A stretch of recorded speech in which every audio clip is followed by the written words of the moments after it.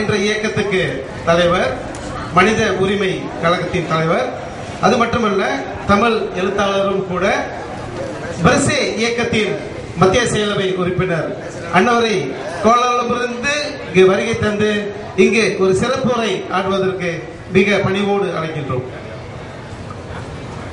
Terima kasih saudara pengerusi dan juga para tetamu yang hadir, Dr. Jayakumar, Adung Leong Limeng, Engineer Haji Mazlan, dan kawan saya datang daripada Kuala Lumpur, Encik Kataya, Segera dan Prasana, dan para hadirin, saya ucapkan terima kasih kerana sudi memberi peluang untuk berucap di tempat Sungai Siput.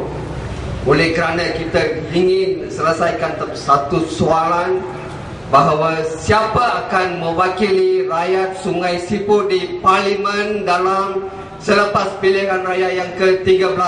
Adakah itu Samiwalu, Dewa Mani, ataupun rakyat sendiri? Sekarang Sungai Siput hanya boleh diwakili oleh seorang yang betul-betul boleh mewakili rakyat. Siapa itu? Itu adalah bukan selain daripada Jayakumar. Bagi satu tepukan pada dia. Saya datang hari ini sebab saya mendapat permintaan daripada rakyat di Sungai Siput, bukan daripada Jayakumar. Bila dia bincang setiap hal kepada saya dan kawan-kawan saya, dia selalu kata satu sahaja, bukan saya yang penting, yang penting adalah rakyat yang saya mewakili. Dalam parlimen saya dapat tahu bahawa ada hanya 2 orang member parlimen yang terbaik. Antara satu adalah wakil rakyat Sungai Siput, iaitu Dr. Jayakumar. Lagi satu saya tak nak cakap, itu BN punya orang. Itu speaker dia adil sikit lah. Dia memang pilih satu BN, dia cari tak dapat orang lagi selain daripada Dr. Jayakumar. Saya merasa gembira kerana hanya Jayakumar yang betul-betul satu daripada pemimpin rakyat yang sedang, sentiasa dan selalu mewakili aspirasi rakyat, khususnya rakyat yang dalam golongan yang miskin dan golongan bekerja, dan juga semua rakyat yang meminta satu negara yang mewah, satu negara yang kaya, dan satu negara yang boleh mempertimbangkan kehidupan rakyat supaya semua rakyat boleh hidup dalam satu keadaan yang mewah dan bukan miskin. Dengan itu saya minta keizinan para hadirin untuk berucap dalam bahasa Tamil. வருகை தந்திருக்கும் உங்கள் அனைவருக்கும் என்னுடைய மாலை வணக்கம். இந்த கூட்டம் ரொம்ப ரொம்ப முக்கியமானது. சற்று முன்பு நீங்கள் எல்லாம் அந்த காணொலியில் பார்த்திருப்பீர்கள் அன்வார் இப்ராஹிம் எப்படி போட்டு பேசினார்னு. அதெல்லாம் கேட்டுட்டு என்னால் அந்த அளவுக்குலாம் பேச முடியாது. இருந்தாலும் சில விஷயங்களை உங்களுடன் பகிர்ந்து கொள்வது வந்து ரொம்ப ரொம்ப முக்கியமா எனக்கு தோணுது. முதலாவதா நம்மலாம் முதல்ல யாரு, அது ஒரு முடிவுக்கு கொண்டுட்டு வரணும். நம்மலாம் இந்த நாட்டு மக்கள்னு நமக்கு தெரியுது. நம்ம எல்லாம் பாக்கெட்ல எடுத்து ஐசி எடுத்து பார்த்தோம்னா நம்ம இந்த நாட்டு மக்கள்னு தெரியுது. உண்மையாகவே நம்ம இந்த நாட்டு மக்களா அப்படிங்கிறது நமக்கு தெரியாது. சற்று முன்பு நம்மளுடைய சொங்காய் பேசுறப்ப ஒரு முக்கியமான கருத்து சொன்னாரு, குவாசா ராயாட். Tadi Congkai berkata kuasa rakyat. Kuasa rakyat itu adalah sangat mustahil. Itu kuasa rakyat, dia artinya sekiranya kerajaan takut kepada kuasa rakyat, itu demokrasi. Bila rakyat takut kepada pemimpin, itu bukan kuasa rakyat. Itu kehilangan kuasa rakyat. Kita kena wujudkan satu demokrasi di mana pemimpin mesti takut kepada kuasa rakyat. Bukan rakyat sentiasa menunggu pemimpin supaya dibagi hamper, dia nak bagi bantuan dan sebagainya. Bukan itu. Kita kena tukar sistem demokrasi supaya kita dapat betul-betul kuasa rakyat di mana kerajaan, pemimpin takut kepada kuasa rakyat. Kita kena tukar itu. Agar நான் அது போன்ற ஒரு ஜனநாயகத்தை உருவாக்க முடியுமா? நாம் இந்த நாட்டின் மக்களாக இருந்தால், இந்த நாட்டின் குடிமக்களாக இருந்தால், இந்த நாட்டில் உண்மையாகவே மக்களாக இருந்தால், மக்களாக மதிக்கப்பட்டால், சம உரிமை நமக்கு கொடுக்கப்பட்டால் நாம் இந்த நிலைமையில் இருக்க மாட்டோம். ஆனா இந்த நாடு இருக்கிறது உங்களுக்கு நல்லாவே தெரியும். இந்த நாட்டுல இந்தியர்களும் சீனர்களும் மலாய்க்காரர்களும் இனவாதமாக பிரிக்கப்பட்ட சூழ்நிலையிலே வாழ்ந்து கொண்டிருக்கிறோம். உங்களுக்கு தெரியும், சற்று முன் பேசுபவர்கள் எல்லாம் இந்த அம்னோவை ஒழித்து விட்டால் நாட்டிலே ஜனநாயகம் பிழைக்கும் என்றார்கள். அது உண்மைதான். அம்னோ என்ற அந்த இனவாத கட்சி என்பது அவர்கள் உண்டாக்கப்பட்ட கொள்கையானது இந்த நாடு என்பது ஒரு இனத்தின் ஒரு மதத்தின் எல்லைப்பாட்டுக்குள் கொண்டு வைக்கப்பட்ட நிலையிலே மற்ற இனங்கள் என்பது அந்த இனத்தின் தயவிலே அந்நியர்கள் போல இந்த நாட்டில் வாழ வேண்டும் என்ற சூழ்நிலையை தான் உருவாக்கி இருக்கிறார்கள். இது எல்லா மலாய்க்காரர்களும் அதை செய்யவில்லை. அம்னோவில் இருக்கும் பொருள் முதல் பாகத்தை, அதாவது பணத்தையும் இந்த நாட்டின் வளத்தையும் தனது கைக்குள்ளே கொண்டு உள்ளவர்கள் அதை கொண்டு அதை தனது ஆட்சியிலே வைத்திருக்க வேண்டும் என்ற எண்ணத்திலே மக்களை பிரிவினையாக்கி அந்த பிரிவினையிலே இந்த இனத்தினர் தான் முன்னணியில் இருக்க வேண்டும் என்ற சூழ்நிலையை உருவாக்கி உள்ளார்கள். அதை எப்படி மாற்றுவது? உங்களுக்கு எல்லாம் தெரியும், 1970க்கு அப்புறம் மகாத்திரன் ஆட்சியில நம்ம எப்படி பெருமைப்படுத்தப்பட்ட நிலையிலே எப்படி ஒதுக்கப்பட்டோம் என்பதாலும் நமக்கு தெரியும். கல்வியில் எடுத்துக்கிட்டாலும் சரி, பொருளாதாரத்தில் எடுத்துக்கிட்டாலும் சரி, வேலை வாய்ப்பு என்னத்தை எடுத்துக்கிட்டாலும் சரி, எல்லா இடத்திலேயும் ஒதுக்கப்பட்டு உள்ளவர்களில் மிகவும் மோசமான நிலையிலே ஒதுக்கப்பட்டு இருப்பவர்கள் இந்தியர்கள் தான். குறிப்பாக தோட்டப்புறங்களில் நம்ம எல்லாம் வேலை செஞ்சதுனால தோட்டப்புறங்கள் என்பது நீங்க எல்லாம் பெரும்பாலும் உங்கள் தோட்டப்புறம் உங்களுக்கு எல்லாம் சும்மா அனாவசியமா உங்களுக்கு தெரியும். தோட்டப்புறம் என்பது ஒரு முதலாளியின் தனியார் முதலாளியின் கீழே வேலை செய்யறதுனால உங்களுக்கு அரசாங்கத்தின் திட்டங்களே கிடையாது. நாட்டு மக்களை இருக்கிறவங்களுக்கு எப்படி அரசாங்க திட்டங்கள் கிடையாதுன்னு சொல்ல முடியும்? இது நாள் வரை தோட்ட மக்களுக்கு அரசாங்க திட்டங்கள் கிடையாது என்ற கொள்கையில் தான் வாழ்ந்து வந்து கொண்டிருக்கிறோம். 2008க்கு பிறகுதான் இந்த ஒரு பெரிய மாற்றத்தையே கொண்டு வந்தார்கள். ஆக இந்த 2008க்கு முன்னுக்கு நம்ம எல்லாம் போராடி தான் எதையுமே செய்ய முடியும். உங்களுக்கு தெரியும், நீங்கள் கலந்து கொண்ட போராட்டங்கள் எத்தனை இருந்திருக்குன்னு. தோட்ட மக்களுக்கான வீட்டு பிரச்சனை இருக்கு, தோட்ட மக்களுக்கான சம்பள பிரச்சனை இருக்கு, தோட்ட மக்களுக்கான சுகாதார பிரச்சனை இருக்கு. எதுக்குமே தீர்வு கிடையாது. கல்வி நிலையம் அதே போலதான் இருந்துச்சு. உங்களுக்கு எல்லாம் தெரியுமா, ஒவ்வொரு வருஷமும் இந்த நாடு 25,000 கோடி பணத்தை பட்டுவாடா செய்து, அதாவது நம்மளுக்கு இப்ப ஒரு வீட்டுல நீங்க இருந்தீங்கன்னா உங்களோட வீட்டு சம்பளம் கிடைக்குது, மொத்த சம்பளம். உங்க வீட்டுல இருக்கிற புருஷன் பொண்டாட்டி 2 பேரும் வேலை செஞ்சுச்சுன்னா உங்களுக்கு 3000 வெள்ளி கிடைக்குதுன்னா 3000 வெள்ளி எப்படி நீங்க செலவழிக்க போறீங்க, நீங்க தான் திட்டம் போட போறீங்க. அந்த மாதிரி இந்த நாடு 25,000 கோடி, இது பெரிய தொகை. இந்த பணத்தை 25,000 கோடி ஒரு வருஷத்துக்கு செலவு பண்ணுதுனாக்க ஒவ்வொரு குடும்பத்துக்கும் இந்த அரசாங்கம் 50,000 வெள்ளி செலவு பண்ணுது. இந்த 50,000 வெள்ளிங்கிறது 5 வருஷத்துக்கு ஒரு முறை தேர்தல் நடக்குது பாருங்க. அப்ப ஏறக்குறைய 2,50,000 வெள்ளிய ஒரு குடும்பத்துக்கு இந்த அரசாங்கம் செலவு பண்ணுது. அரசாங்கம் செலவு பண்றது அவ்வளவு பெரிய தொகை. ஆனா உங்களுடைய வாழ்க்கையை நீங்க எடுத்து பாருங்க. நீங்க இன்னைக்கு காலையில இருந்துச்சு, இன்னைக்கு நைட்ல இங்க உட்கார்ந்து இருக்கீங்க. இன்னைக்கு உங்களுக்காக இந்த அரசாங்கம் செலவு பண்ண தொகை ஒரு நாளைக்கு 140 வெள்ளி கணக்கு வருது. அப்ப 140 வெள்ளி இந்த அரசாங்கம் செலவு பண்ணா உங்களுக்கு எந்த வகையில இந்த அரசாங்கத்தின் செலவினங்கள் நன்மை அளிச்சிருக்குன்னு நீங்க பாருங்க.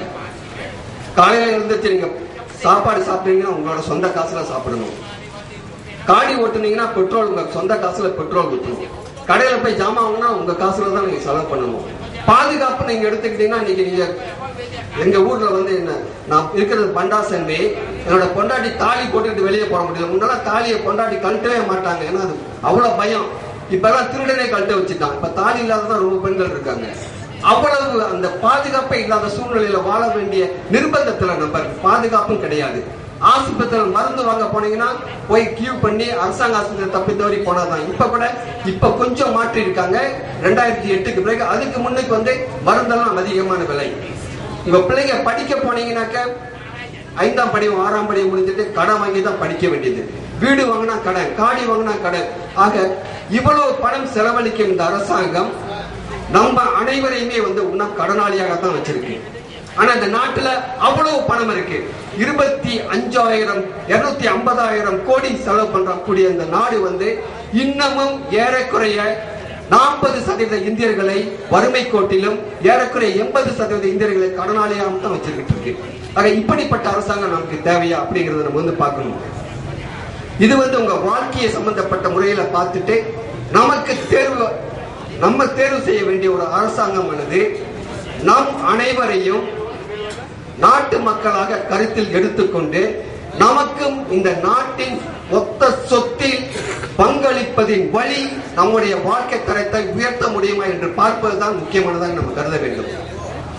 அவ்வகையில் பார்க்காத வகையில் நம்மை கடனாளியாகவும் ஏமாளியாகவும் வைத்துக் கொண்டிருப்பதற்காக இந்த அரசியல் என்பதை குத்தகைக்கு விட்டுட்டு, இப்ப நமக்கு இந்த அரசியல்ல வந்து அவங்க யாருக்கிட்ட குத்தகைக்கு விட்டுருக்குனாக்க MIC கிட்ட குத்தகைக்கு விட்டுருக்கு. இப்ப MIC என்ன செய்வாங்கனாக்க நம்மளுக்கு ஹெம்பர் கொடுத்து எப்படியாச்சும் நம்ம ஓட்டை வசூலிச்சு கொண்டுட்டு போய் அவங்க கொண்டு வந்திருக்கும் அந்த பாரிசான் நேஷனல் மீண்டும் ஆட்சியில் வச்சுட்டு இதே போல 250,000 கோடியை வந்து செலவு பண்றது என்பது எப்படிங்கிறத வந்து அவங்க தான் தீர்மானிப்பாங்க.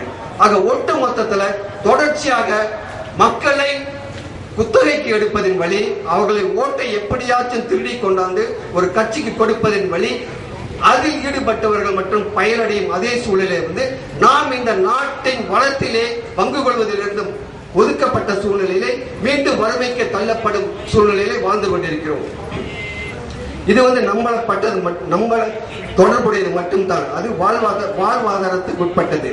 கல்வி சூழ்நிலையும் அதே போலதான், பொருளாதாரத்திலும் அதே போல்தான். ஆக இப்படிப்பட்ட சூழ்நிலை இருக்கும் பொழுது இந்த அரசாங்கம் எப்படி நம்முடைய மீண்டும் அந்த இனவாதத்தை கொண்டு வந்திருக்கிறது என்பதை நம்ம கொஞ்சம் பார்க்கணும். முதலாவதாக இப்ப உங்களுக்கு எல்லாம் தெரியும், தண்டபுத்ரா அப்படின்னு ஒரு திரைப்படம் இருக்கு. இப்ப அதாவது 1969 நடந்த இனக்கலவரத்தின் பின்னணியில வந்து இந்த தண்டாபுத்ரான்னு ஒரு படத்தை எடுத்துட்டு வந்திருக்காங்க.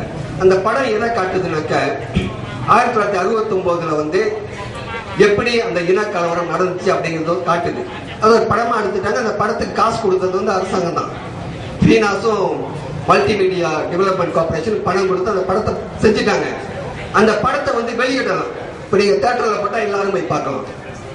அரசாங்கம் அந்த தியேட்டர்ல போட மாட்டேங்கிறாங்க. ஏன் தியேட்டர்ல போட மாட்டேங்கிறாங்கனாக்க அந்த படத்தை கொண்டுட்டு போயிட்டு மலாய்க்காரங்கெல்லாம் கொண்டாந்து ஒரு ஹால் உள்ளுக்கு வச்சுட்டு அவங்களுக்கு அந்த படத்தை போட்டு காட்டுறாங்க. போன வாரத்துல வந்து அந்த படத்தை கொண்டுட்டு போயிட்டு மலாய்க்கார மாணவர்கள் படிக்கிற யூனிவர்சிட்டியில போய் போட்டு காட்டுறாங்க. இப்ப நம்ம கேட்கிற கேள்வி வந்து இதை ஏன் நீங்க ஒளிச்சு கொண்டு போய் சத்து மலேசியான்னு சொல்லிவிட்டு ஏன் ஒரு படத்தை கொண்டு போய் ஒளிச்சு கொண்டு போய் மலாய்க்காரங்களுக்கு காட்டுறீங்க? இதுதான் நம்ம கேட்கிற கேள்வி. ஒரு நியாயமான கேள்வி. பதில் வந்து நானே உங்களுக்கு கொடுத்துறேன் ஏன் காட்டுறாங்கன்ட்டு. அந்த படத்துல தியேட்டர்ல போட்டு காட்டினாக்க ஒரு மாணவர்ல ஒரு சீனா கூட பாரிசான் நேஷனல் ஓட்டு போட மாட்டான். உங்களுக்கு தெரியும் யான்ட்டு. ஒரு சீனா கூட அந்த படத்தை பார்த்தானாக்க பாரிசான் ஓட்டு போட மாட்டான். அந்த படத்தை பார்க்கிற விவரம் தெரியாத ஒரு மலாய்க்காரர் வந்து பாரிசான் அம்னோவை தவிர வேற யாருக்கும் ஓட்டு போட மாட்டாங்க. ஆக அவர்கள் செய்வது என்னது? ஒரு விஷமத்தனமான இனவாதத்தை மக்களிடையே கொண்டு போய் திணிச்சு ஒரு மாற்றத்துக்காக அவர்களுடைய சுயநலத்துக்காக மக்களின் மனதை விஷமாக்கி ஒரு மாற்றத்தை கொண்டு வர அது தேவையா நமக்கு? நாம் அனைவரும் இணைந்து வாழக்கூடிய இந்த நாட்டிலே விஷமத்தனமான ஒரு செயலை இந்த தேசிய முன்னணி அரசாங்கம் அவனவளின் செயல்படுத்துவதை இந்த மாளிகா கண்டுகொண்டும் காணாமல் இருப்பதுதான் வேதனையாக இருக்கின்றது. இவர்களாம் உண்மையிலேயே உப்பு போட்டு சாப்பிடுறாங்களா? ஒரு இனவாதத்தை விதைக்கும் ஒரு கட்சிக்கு துணை போவது எவ்வகையிலே இந்நாட்டில் இருக்கும் சிறுபான்மையினருக்கு உதவியாக இருக்கும் என்பதை அவர்கள் உணர்வார்களா? இந்த கேள்வியை நம்ம கேட்கணும். நீங்க எங்க போய் இருந்தாலும் சரி இந்த கேள்வியை நீங்க கேட்கணும். இந்த மாயிகா இந்த படத்தை ஒளிந்து காட்டும் இந்த அம்னோவை ஏன் கண்டிக்கவில்லை? இதை நீங்க போய் கேட்கணும். இதுதான் அவங்க சொல்ற சத்து மலேசியாவை நீங்க போய் கேளுங்க. இங்க சாமி வழி இருப்பாரு, அவங்கள போய் கேளுங்க. அவங்கள போய் நஜீப் கிட்ட சொல்லுங்க. உங்களுக்கு தைரியம் இருந்தால் இந்த திரைப்படத்தை வந்து தியேட்டர்ல போட்டு காட்டுங்கன்னு சொல்லுங்க. அடுத்தது இன்னொரு விஷயம் கிட்ட சொல்லுங்க. இதெல்லாம் வந்து ரொம்ப முக்கியமானது. உங்களுக்கு தெரியும், 2 நாட்களுக்கு முன்னுக்கு வந்து ஐக்கிய நாட்டு சபையிலே ஒரு தீர்மானம் நிறைவேற்றப்பட்டது. இது வந்து இலங்கையில் வாழும் தமிழர்களை பற்றியது. 2009ஆம் ஆண்டு மே 17ஆம் தேதி முடிவடைந்தது ஒரு உள்நாட்டு போர். ராணுவத்தை கொண்டு ஏறக்குறைய 40,000க்கு மேற்பட்ட பொதுமக்களை இலங்கை ராணுவத்தினர் அநியாயமாக சுற்று கொண்டனர். பெண்களை கற்பழித்தனர், குழந்தைகளை அனாதையாக்கினர், மற்ற பெண்களை விதவையாக்கினர். ஒரு கொடூரமான செயல். அந்த செயலை கண்டிக்கும் வகையில் ஒரு தீர்மானம் ஐக்கிய நாட்டு சபையின் மனித உரிமை ஆணையத்தில் கொண்டு வரப்பட்டது. அந்த தீர்மானத்திற்கு மலேசியா முழு ஆதரவை தெரிவிக்க வேண்டும் என்று நாம் எல்லாம் கேட்டுக்கொண்டோம். உங்க சுங்கை சிப்பில் கூட அதை பத்தி எல்லாம் அறிக்கை விட்டுருந்தாங்க. இது ரொம்ப சுலபமானது. நம்ம என்ன கேட்டோம்? பக்கத்து நாட்டுல தமிழர்களை கொன்னுட்டாங்க, 40,000க்கு மேற்பட்டவர்கள் கொன்னுட்டாங்க. இது அநியாயம். ஒரு அரசாங்கம் எப்படி போய் அப்பாவி மக்களை கொல்ல முடியும்? அந்த தீர்மானத்துக்கு மலேசியா ஆதரவு கொடுக்கணும். இதைத்தான் கேட்டோம். ரொம்ப ரொம்ப எளிமையான செயல். வெளியுறவு அமைச்சர்கிட்ட நானே 3 முறை போய் பேசிட்டேன். பிரதமருக்கும் சொல்லியாச்சு. ஆனா இந்த மாயிகா வாயவே திறக்கல. இதுவரைக்கும் வாய திறக்கல. இதை பத்தி பரவாயில்ல. மாயிகா வாய திறக்காட்டி கூட அவங்க எப்பயும் திறந்தது கிடையாது உருப்படியா. பரவாயில்ல. ஆனால் இந்த அமைச்சர், வெளியுறவு அமைச்சரும் சரி, பிரதமரும் சரி, ஏன் இந்த தீர்மானத்திற்கு ஆதரவு கொடுக்கவில்லை? உங்களுக்கு எல்லாம் தெரியும். பாலஸ்தீன் பிரச்சனையா இருந்தாலும் சரி, பாஸ்னியா பிரச்சனையாக இருந்தாலும் சரி, மோரோ இஸ்லாமிக் லிபரேஷன் ஃப்ரண்ட் பிரச்சனையா இருந்தாலும் சரி, தென் தாய்லாந்து பிரச்சனையா இருந்தாலும் சரி, எங்காவது ஒரு மூலையில் அந்த இஸ்லாம் இனத்தினருக்கு பிரச்சனை என்றால் இந்த அரசாங்கம் உளுந்து அடிச்சுக்கிட்டு போயிட்டு குரல் கொடுத்து உதவி செய்து, இந்த தமிழர்கள் பிரச்சனை இவர்களுக்கு பிரச்சனையாகவே தெரியவில்லையா? 20 லட்சம் இந்தியர்கள் வாழ்வதில் 18 லட்சம் தமிழர்கள் இருக்கும் இந்த நாட்டிலே, வெகு அருகாமையில் இருக்கும் ஒரு நாட்டில் 40,000க்கு மேற்பட்ட அப்பாவி பொதுமக்கள் கொல்லப்பட்டும் இந்த நாடு இந்த தமிழர்களின் கோரிக்கையை பொருட்படுத்தாமல் அவர்களுக்காக அனைத்துலக வகையிலே குரல் எழுப்பாமல் இருந்தது என்னை பொறுத்தவரையில் ஒரு மாபெரும் குற்றமாகும். அந்த ஒரு குற்றத்துக்காகவே இந்த அம்னோ தண்டிக்கப்பட வேண்டும் என்பது நான் உங்களிடம் கேட்டுக்கொள்ளும் ஒரு பெரிய கோரிக்கையாக நான் உங்கள் முன் வைக்கின்றேன். இது ரொம்ப முக்கியங்க. ஒரு சிறுபான்மை இனத்தினரை சிங்கள அரசு அழிக்கும், அதற்கு ஆதரவு கொடுக்கும் இந்த அம்னோ பாரிசான் நேஷனல் வரும் காலங்களில் நம்மை அது போன்ற வழிமுறையில் அழிக்காது என்பதற்கு என்ன உத்தரவாதம்? ஒரு கயவனால் தான் அந்த கயவத்தனத்தை நினைக்க முடியும். ஒரு கொலைகாரனால் தான் அது பற்றிய சிந்தனையில் அவனால் ஆழ்ந்து சிந்திக்க முடியும். ஆக இந்த மலேசியா இந்த வெளியுறவு கொள்கையின் வழி நமக்கு உணர்த்துவது என்னவென்றால், இந்த நாடு ஒரு தனி இனத்தின் தொன்மையிலே தான் இருக்க வேண்டும் என்பதும், அந்த நாட்டில் இருக்கும் சிறுபான்மையினருக்கு வெளியுறவு கொள்கையிலே மாற்றமே இருக்காது என்ற தொன்மையிலும் தான் இயங்கி வருகிறது. இது ஒரு ஆபத்தான சூழ்நிலை. ஆக இது போன்ற சூழ்நிலையிலிருந்து நாம் விடுபட வேண்டுமானால் இந்த தேசிய முன்னணியை வழிநடத்தும் இந்த அம்னோவையும், இந்த அம்னோ வழி நடத்தும் தேசிய முன்னணியும் நாம் முற்றாக வெளியேற்ற வேண்டும். அதற்கான நாம் அந்த ஆதரவை இத்தருணத்தில் முற்றாகவே தரக்கூடாது என்ற எண்ணத்தில் நாம் செயல்பட வேண்டும். ஆகவே இங்கு குழுமி இருக்கும் உங்கள் அனைவரையும் இத்தருணத்திலே சந்தித்து பேசிக் கொள்வதிலே நான் மீண்டும் கேட்டுக்கொள்வது, உங்களின் வேட்பாளராக தேசிய முன்னணிக்கு எதிராக நிற்கும் ஒவ்வொருத்தரையும் நீங்கள் முழு மனதுடன் ஆதரவு தருவதுடன் இந்த நாட்டிலே அடுத்த பொது தேர்தலில் தேசிய முன்னணியை ஒழித்துவிட்டு ஒரு புதிய அரசாங்கத்தை புற்றாயாவுக்கு அனுப்புவீர்கள் என்ற எண்ணத்தில் நீங்கள் அனைவரும் செயல்படுவீர்கள் என்று கேட்டுக்கொண்டு விடைபெறுகின்றேன். நன்றி, வணக்கம்.